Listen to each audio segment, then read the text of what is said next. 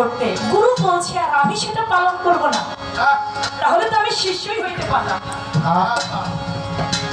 এজন্য দয়াল আপনি বলেছেন আগের আসরে আমার চন্দ্রা, আপনারা সবাই আমার চন্দ্রার জন্য দোয়া করবেন। আচ্ছা, যিনি এই কথা বলতে পারে, আচ্ছা গুরু যদি শিষ্যকে দাঁড় করে নেয়, ওই শিষ্যর কি আর কোনো কিছু থাকে? আর কিছু থাকে না। আপনি তো আমার বলেছেন, এখন আপনি আমার হয়েছেন কিনা এটাই তো আমার জানবার বিষয় আছে। আমাকে তো আপনার করে নিয়েছেন যে আমার চন্দ্রা, আপনি কি আমার হয়েছেন এটাও তো আমার বিষয় দয়াল। অবশ্যই আমিও আপনাকে আমার করে নিয়েছি, যদি আপনি দয়া গুণে সেটাকে স্বীকার করে অবশ্যই সেদিক থেকে